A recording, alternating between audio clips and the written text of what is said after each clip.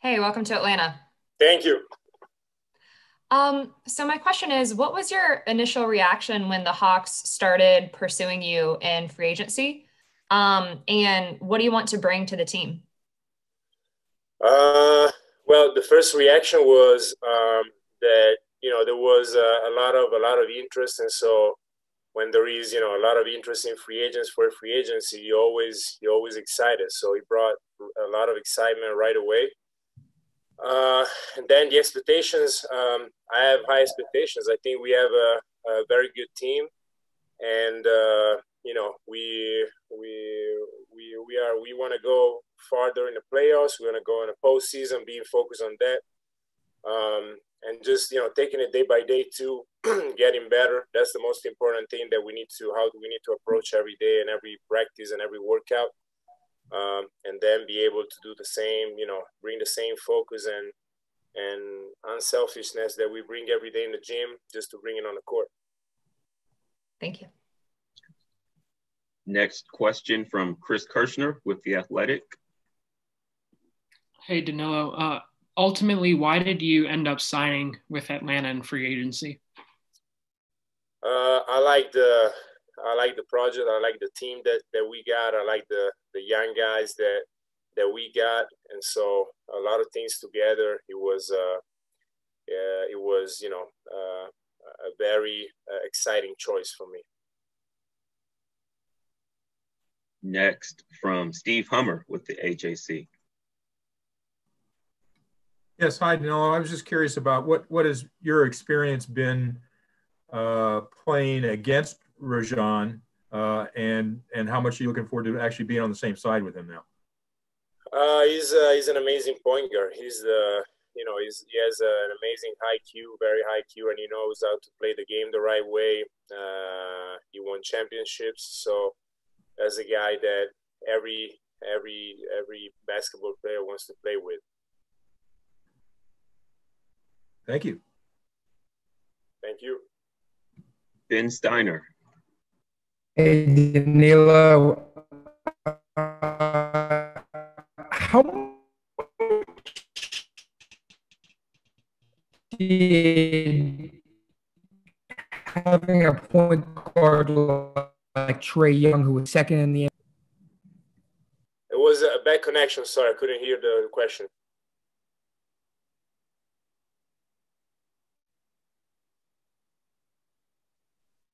I think we might have lost him altogether. He'll probably rejoin. In the meantime, we'll go to Christian Winfield from New York Daily News. Hey, Danilo, how's it going? Happy belated Thanksgiving. Hope you enjoyed that time with your loved ones. Quick question for you.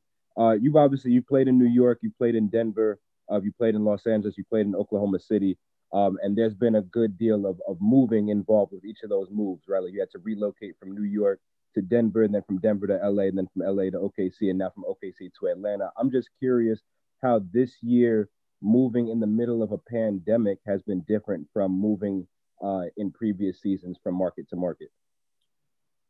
Thank you for the Thanksgiving, and to you too. Unfortunately, my family was in Italy, so I was just by myself with my wife. But thank you. I think that moving everything that is going on in the pandemic is just different. From the bubble to the moving to the free agency, everything is just different. It's not like it used to be before the pandemic. So I think that in any situation, the NBA was able to set up everything in a perfect way, and so it's just being different, like from coming to a new city, getting settled with the house, getting settled with the team, all the rules that we need to go and the protocols that we need to go through before we go and come into the gym every day. It's just a different process, and it's a daily different process. So thank you. Thank you. Allison Mastrangelo with WSB. Hey, welcome to Atlanta. Kind of sticking with that theme a little bit. I was more so curious, this is the sixth team that you've been with. So throughout your career and the transitions that you've made, have you learned anything about yourself and how you're able to kind of adapt and adjust into new teams so quickly with your teammates, even though this year is so different? Yeah. Well, it's always been, I've been moving from like city to city to different teams since I was a little kid. And so the moving part and changing teammates every year is something that it hasn't been new to me. The way that I think that the way that I see, that I view life, that I view basketball, and the way that I approach my team is always the same. That helps tremendously with me fitting in a new team every year, with almost every year, or with new teammates every year. So I'm a very unselfish guy by nature, and so I think that's the main thing, the thing that helps the most when you're trying to get in a new team. Paul Newberry with the AP.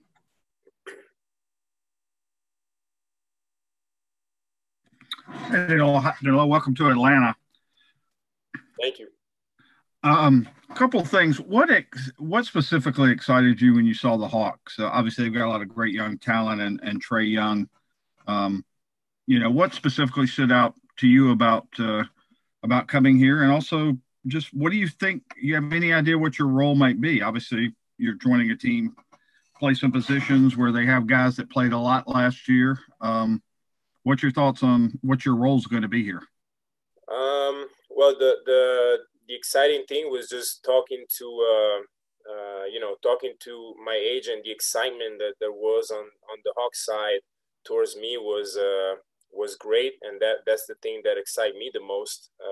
Knowing that everybody from the owner to the GM to the coach to the teammates, everybody was excited to have me here was enough to get me excited. So and then my role here, I just got to be myself, bring in the work every day and just play the way that I know how to play, and the stuff that I've been doing for all my career, just got to do it here in the same way. And especially something that I've been enjoying a lot in my last few years, which have been very successful with a very young group of guys.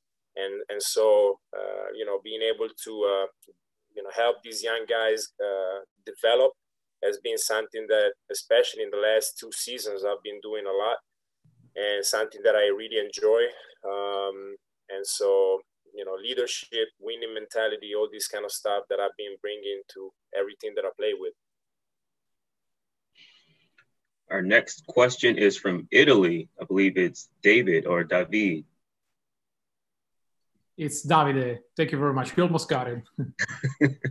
Sorry. Hi, Danilo. Nice to see you via Zoom. I hope everything is right with you and Eleonora.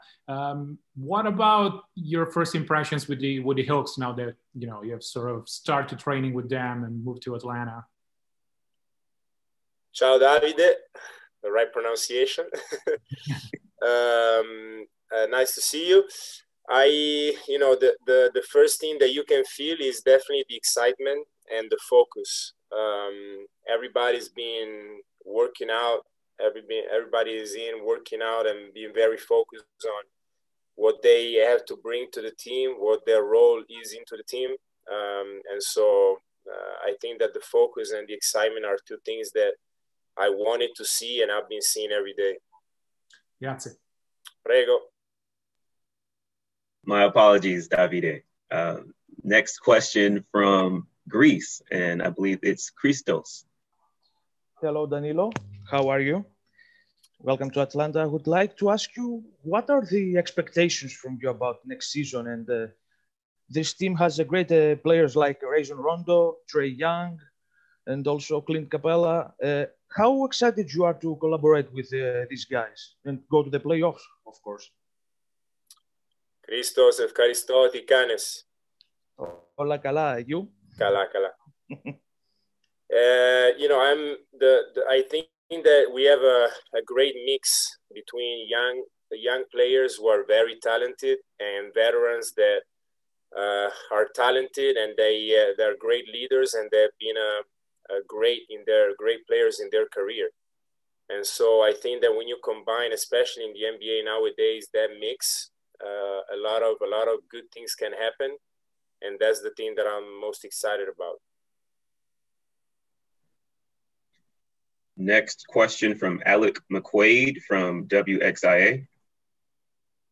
Hey, appreciate you doing this. I was just curious.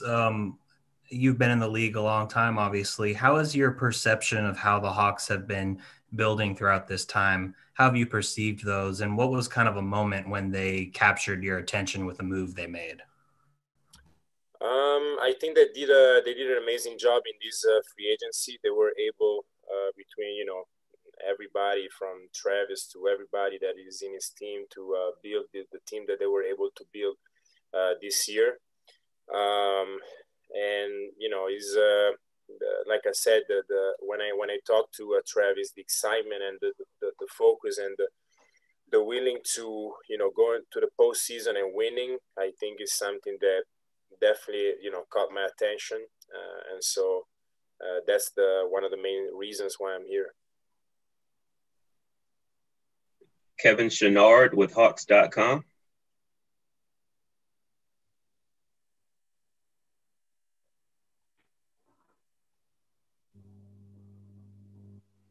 All right. We will move on to Jamila Johnson with ATLHawksFans.com. Welcome to Atlanta. So my question for you is, you obviously have a lot of experience playing basketball and whatnot. At this stage in your life or in your career, are there things that you still want to learn? Are there things that you're still working on as far as improving your game? Do you have any set goals personally for yourself? The only goal that I have for myself is win as many games as possible, and it's a team goal. I don't have any particular individual goals. I've been doing what I've been doing all my career consistently, year in and year out. So my only goal is just to take this team to the postseason, and then not just that, we need to do some damage once we get to the postseason. So individually, the things that I've been working on is just, especially at my age, I think it's very important to work on my body. And that's something that I've been focusing on the last few years more than in the past when I came into the league. And that's something that I wish I knew how to handle my body better when I first came into the league. But it's a daily routine and work that I do every day for me to be ready to play a lot of minutes every night. Back to Sarah. I remember talking to Clint Capella, and he mentioned there's that winning mindset. He's a guy with a lot of postseason experience, and he mentioned he wanted to bring a winning mindset to some of the younger guys. I was just wondering, how do you convey that to guys who, don't have as much experience or haven't won at a high level yet? What do you tell them about what it takes in order to get to the postseason, in order to do some damage in the postseason, like you say? I think is a daily, is not something that, is a work that we need to do as veterans every day. It's not going to take 1 day, 2 days, 1 week. It could take 2 months, but it's something that the young guys are going to get. They're going to get it. Things that, is easy. I'm thinking about, simple stuff. Like when you lose a game, you can't just take it and just say, oh, we lost the game, whatever, on to the next one. No, like that loss, you need to analyze it, understand why, and make sure you don't do the same mistakes and take a step forward every game. Every game you need to get better. You can't take any steps back. And you can't be cool with not winning or losing games. We step onto the court to win games, and that's the ultimate goal. So thank you. Dwayne Rankin from the Arizona Republic. Thank you. Appreciate that.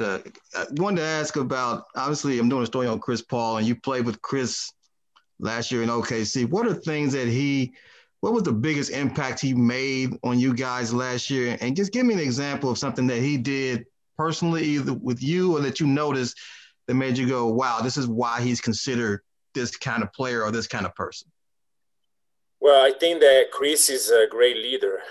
He was a very vocal leader, not just vocal, but he was doing stuff on the court and every day in practice to show, not just to talk about it, but show everybody what needs to be done to win. And so he was a great leader in that. He's very vocal. He loves basketball. He can talk and watch basketball all day, which I cannot do. Once I'm done with basketball, I go home. I do everything but basketball. But it's just a different approach, in life in general. But Chris is amazing in that way, and also I think he's just a second coach on the court. He's very smart, and so you don't approach the game just to play basketball, but you actually analyze offensively and defensively every aspect. Thank you. Back to Chris Kirschner. A few days ago, Travis said that he made it clear to you when you signed that you were signing up for a backup role. Is that correct? And if so, why was that appealing to you? It's correct. And the most one of the things that I said before that excite me is the young guys that we got are very, very good, very talented, and I do believe in the young guys that we got. And so if I didn't believe in the young guys that we got, I wouldn't have picked ATL. But I really, like I said, I really believe in the group that we got. And my focus has always been, since I started playing basketball, is winning. And so whatever the team or the coach wants me to do or needs me to do to win, that's what I'll do. And so that's the only the focus and the only way that I see playing basketball. Raphael Haynes. In OKC, seemed like the team was similar to what you all have now as far as the mix of vets and then the young personnel who hadn't made it to the postseason. What did you learn from that experience that you could bring to the Hawks and, I guess, teach them or, explain to them how to win and how to deal with trying to make it to that next level? I think that I was, in the last few years, even when I was in LA, was the first year of Shea, for example. It's just amazing when you are a veteran and you speak a lot to these young players and you teach them a lot of things. It's amazing to me the way that they are able to translate that on the court, and they just listen and do what you say, and you see them improving game by game. And for example, if you see Shea when he was in LA and the season that he played last year, he made some amazing steps forward. So I think is a part of basketball and a part of my job that excites me a lot. Allison. We've talked a lot about the leadership that you bring and also your experience. So how would you describe, I guess, your leadership style? Is it being vocal? Is it one-on-one? I mean, what's your leadership style and what will that look like this season for the Hawks? Well, that's a secret. That's something that stays on the court. But what one thing that I can tell you, I'm not as vocal as Chris Paul. My English is not that good, but no, I like, I'm not a guy that screams or I like to lead by example, doing the facts and the things on the court. I like to do a lot of one-on-one, not just playing one-on-one, but one-on-one conversations. Those are the conversation that I think that helps the most, because you can do it in you're calm, you can have time during that, but the main thing is that not just being vocal during practice. I think it's key to be vocal during games, because what I could see during my career is that it's easier to be vocal in practice, but it's not as easy to be vocal in the games. And so when the game comes, I've seen a lot of players all of a sudden they're not talking anymore. So I'm a game guy, and so I like to be very vocal during games. We've got about 5 more. We'll go to Edwin Powell. Welcome to Atlanta, Gallo. Thank you. Quick question. You've been with several teams over the years. In your opinion, what does it take for a team to mesh, for a team to come together and be cohesive? I think that sometimes being unselfish first and being uncomfortable in situations and just be real and talk about it. The more you don't want to talk about situation and solve problems, the worse it is for the team. So we will have problems just like every other team has, especially a new team. And the more we talk about it and we work on it and just find solutions in during practice and during games, I think that's the fastest and best path to success. Got four more. One from Christos. Gallo, I would like to ask you how excited you are to have teammates like Bogdan, Trae Young, and Rajon Rondo in the backcourt, and you feel that these guys can lead the team on offense with you on offensive end. I think so. I think with the guys that you have mentioned, they have a lot of weapons offensively. I think is tough to guard them. Once the chemistry we get going with the chemistry and the chemistry gets better, it's honestly tough to play defense against those three, especially with the bringing all the 3-point shooting that those three guys bring, is gonna make life easier for everybody else. Grazie. Back to Sarah Spencer. You touched on this a little bit with improved 3-point shooting, which is something this team needs. I know you haven't played together yet and it's very early, but what are some big strengths you could see and potential on this roster? What are some of the biggest strengths? On paper, it looks like you're going to be able to, shoot pretty well. Well, he's like you said, he's on paper. Hopefully we'll be able to do it on the court too. I'm sure we will.